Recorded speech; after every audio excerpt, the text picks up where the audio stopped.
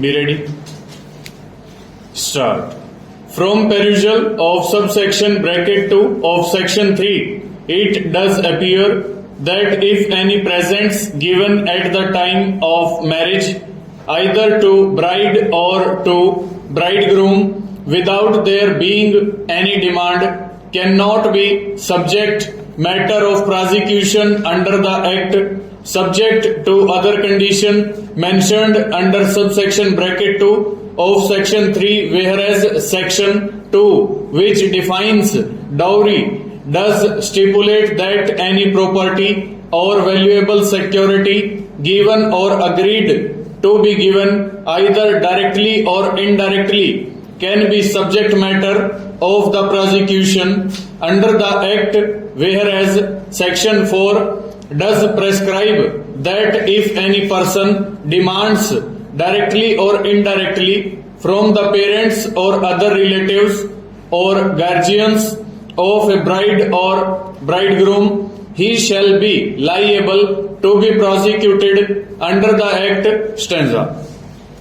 Thus, what is significant to note that one would be liable to be prosecuted under section 4 only when he put forth the demand of the dowry, whereas one, in terms of definition of the dowry as given under section 2, can be prosecuted under section 3 if he gives property or valuable security other than the presents to the bride or bridegroom, even without there being any demand which would be contrary to the mandate and object of the Act st. One such matter as to whether any agreement of giving or taking dowry would constitute the demand of dowry fell for consideration before the Honorable Supreme Court in a case of Pawan Kumar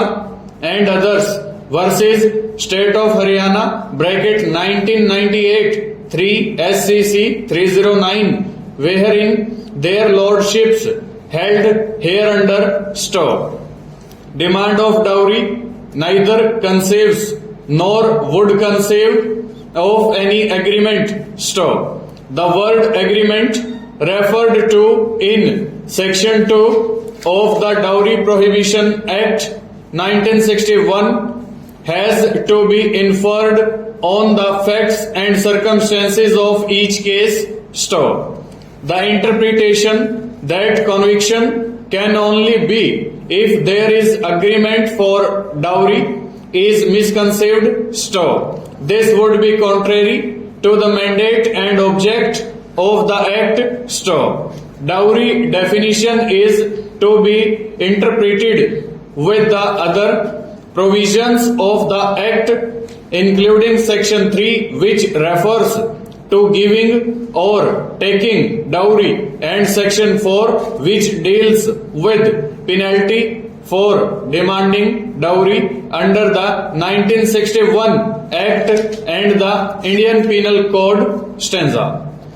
In such situation, if the provisions as contained in sections 2, 3 and 4 of the Dowry Prohibition Act are read together and are harmoniously construed, one may come to conclusion that one would be liable to be prosecuted under section 3 of the Act only when he gives dowry on demand being made. Full stop. Over.